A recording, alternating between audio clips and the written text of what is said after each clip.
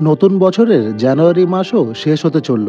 যদি এতদিনে সব রকম picnic, day outing, weekend outing complete করে ফেলে থাকেন আর এখন ভাবছেন কোথায় যাওয়া যায় 2-1 ঘন্টার জন্য বেড়াতে, তাহলে আজকের ভিডিওটা আপনার জন্য।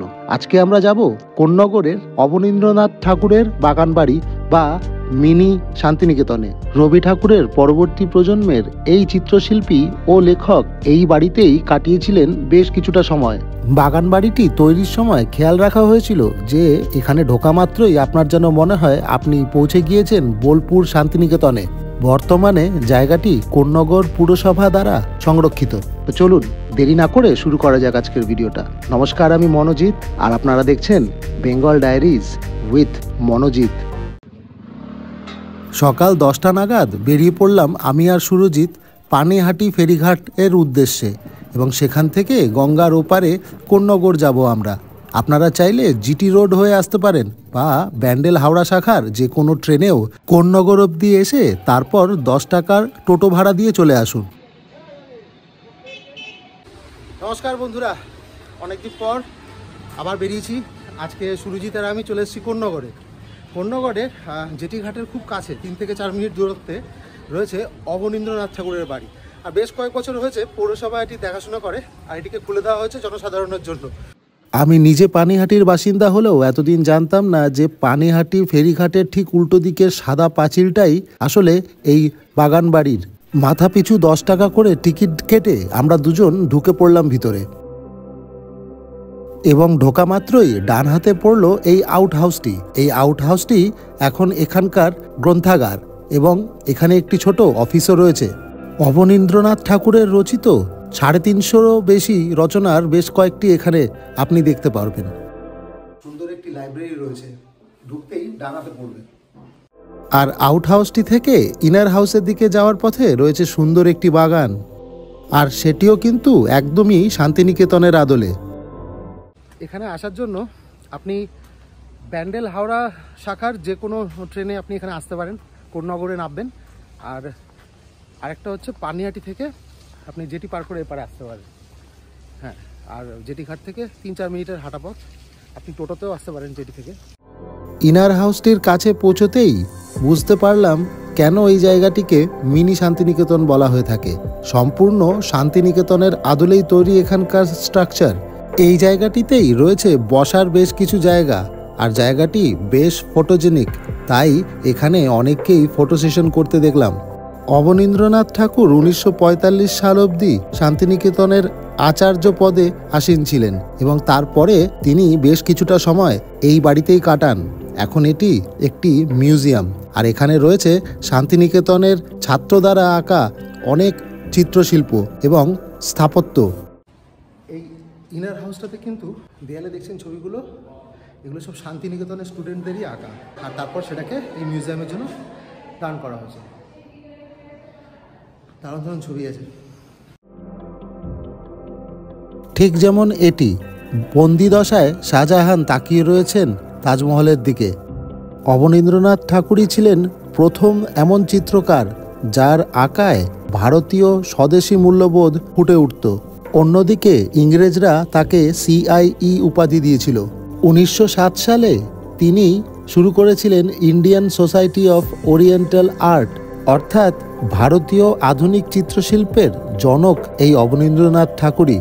মিউজিয়ামের এই অংশটায় রয়েছে শান্তিনিকেতনের ছাত্রদের দ্বারা বানানো কিছু অনবদ্য ভাস্কর্য শিল্প। অবাক ব্যাপার, এই যে স্ট্রাকচারগুলো, এগুলো কিন্তু কোলের তৈরি, আর্টিস্টের নামও লেখা রয়েছে। গাছের একটি ডালকে ইউজ করে পুরো এই শিল্পকলাটা করা হয়েছে। তীর ধনুক, আর একজন তীর ধনুক ছুটছে, পুরো একটা ডালের উপরেই কাজটা। কিছু ভালো কাজ রয়েছে এখানে। মিউজিয়ামটি ঘুরে দেখতে দেখতে হঠাৎ একটি ছবির সামনে গিয়ে পড়লাম আর চমকে উঠলাম। এই ছবিটি একটু দূর থেকে দেখে প্রথমে মনে হয়েছিল পুরনো ক্যামেরায় তোলা এখানকারই ছবি, তো পরে বুঝলাম যে এটি আসলে হাতে আঁকা। এরকমই অনেক তাক লাগিয়ে দেওয়ার মতন চিত্রশিল্প রয়েছে এই মিউজিয়ামটিতে। মিউজিয়ামটি ভালো মতন ঘুরে নিয়ে তারপর পাশের বাগানের দিকে এগিয়ে চলুন। বাড়িটাকে পুরোপুরিভাবে মিউজিয়ামে কনভার্ট করে দেওয়া হয়েছে, আর সবাই আসলে এই জায়গাটায় বেশ ছবি ছবি তোলে। শহরের ব্যস্ততার ঠিক মাঝখানেই এরকম একটি জায়গা যেখানে পাখির কুহুতান এবং শীতের ছুটির মরশুমে বেড়াতে আসা আমাদের মতন কিছু লোক সব মিলে জায়গাটি বেশ জমজমাট হয়ে রয়েছে। জায়গাটি ডে আউটিংয়ের জন্য খুব ভালো, পরিবার নিয়ে বাচ্চা নিয়ে, বাচ্চাদের জন্য একটি পার্কও আছে ছোট, দেখাবো ওদিকটাও। তবে হ্যাঁ, যদি এর আশেপাশে কোথাও খাবারের ব্যবস্থা করতে পারেন তাহলে কিন্তু একটা পিকনিকের মতনই করে ফেলতে পারেন, বা ফ্যামিলি বা ফ্রেন্ডসদের সাথে একবেলা ঘুরে যেতে পারেন বাড়ির কাছে, আর মাত্র 10 টাকা টিকিট কেটে ঢুকে পড়তে পারেন। এখানে অনেকটা সময় কাটাতে পারবেন গঙ্গার পাড়ে সুন্দর পরিবেশে। মনে হয় মুরগি টুরগি চাষ করা হয়েছে কোনো সময় এখানে। আগেই বলেছি জায়গাটি কোন্নগর পুরসভা দ্বারা সংরক্ষিত এবং বাচ্চাদের কথা ভেবে রয়েছে এখানে নানান খেলার জিনিস। বাচ্চাদের কথা ভেবে জাম্প করার জন্য এই জায়গাটি রয়েছে। আপনাদের বাচ্চারা আসলে কিন্তু এখানে দারুণ মজা হবে। জায়গাটি পরিষ্কার পরিচ্ছন্ন রাখার জন্য এখানে বাইরের খাবার কিন্তু একেবারে নট অ্যালাউড। সে কারণে বাইরে থেকে খাবার নিয়ে আপনারা প্রবেশ করতে পারবেন না, এমনকি এখানে রান্না করে খাবারও ব্যবস্থা নেই। তাই আদতে দেখলে ভালো পিকনিক স্পট মনে হলেও এখানে পিকনিক করা কিন্তু সম্ভব নয়। তাই এখানে আসুন এবং কয়েক ঘন্টা কাটিয়ে আবার ফিরে চলে যান। আপনার যদি দক্ষিণেশ্বর, বেলুড় এগুলো সব ঘোরা থাকে তাহলে এই জায়গাটা কিন্তু আরেকটা অপশন, যে একদিন একটা বেলা আপনি এরকম গঙ্গার পাড়ে এরকম সুন্দর পরিবেশে একটা বেলা কাটিয়ে যেতে পারেন নিজের পরিবার, নিজের বন্ধুবান্ধবদের সাথে। এর পাশাপাশি কোন্নগরে এখান থেকে কিছু দূরেই রয়েছে রাজশ্রীর মন্দির, সেখানেও আপনি যেতে পারেন। এই জায়গাটি সকাল 10টা থেকে বিকেল 5টা অবধি জনসাধারণের জন্য খোলা থাকে। জানি না এই গাছটার জন্য কিনা, কিন্তু এখানে লেখা রয়েছে যে এখানে সাপ রয়েছে। যদিও ওয়েল মেনটেন জায়গাটি, একটু সাবধান থাকাই উচিত। বাগানের এই অংশটিতে রয়েছে বেশ কিছু পুরনো গাছ এবং বসার বেশ সুন্দর সুন্দর জায়গা, আর তার পাশে রয়েছে বাচ্চাদের পার্কের দ্বিতীয় খণ্ডটি। এই জায়গাটিতে বসে গল্প করতে করতে বেশ কিছুটা সময় কেটে গেল এবং তারপর এগিয়ে চললাম বাচ্চাদের পার্কের দিকে। এখানে আসলে কিন্তু কচিকাচারা বেশ মজা পাবে, এমনকি এখানে একটি পালকিও রয়েছে। সুরজিৎ একটি দারুণ পোজও দিল সেখানে। আর রয়েছে কলম করা গাছের বাগান, এখানে ফলনও কিন্তু বেশ ভালোই হয়েছে দেখলাম। ওইটুকু গাছে কত টমেটো হয়েছে দেখুন, মানে যথেষ্ট খাটনি হয়েছে নিশ্চয়ই এই গাছটার পিছনে। আবার এই দেখুন বাতাবি লেবু হয়েছে এইটুকুনি গাছে কতগুলো। এখানে অনেক গাছ রয়েছে, অনেক। রাজ্য সরকার দ্বারা সংরক্ষিত এই জায়গাটি এখন রাজ্যের হেরিটেজ পয়েন্টগুলির একটি, আর এখানে বেশ কিছুটা সময় আপনার কেটে যাবে সুন্দরভাবে। সময়ের অভাবে বোলপুর শান্তিনিকেতন যাওয়া সম্ভব না হলেও আপনি এই জায়গাটিতে কিন্তু যে কোনো দিন হঠাৎ করে প্ল্যান করেই চলে আসতে পারেন, ঠিক যেমন আমরা চলে এসেছি। যারা ফটোগ্রাফি করতে ভালোবাসেন তাদের জন্যও কিন্তু জায়গাটি বেশ মনোরম এবং ঝলমলে আলোয় এখানে কিন্তু দারুণ দারুণ কিছু ছবিও তুলতে পারবেন আপনারা। কোন্নগরে আসার জন্য আমরা 8 টাকা করে টিকিট কেটেছি জেটি ঘাট পার করার জন্য, জেটি পারাপারের জন্য, আর এখানে এসে 10 টাকা মাথা পিছু টিকিট কেটেছি। এই হচ্ছে খরচা এই ট্যুরটার।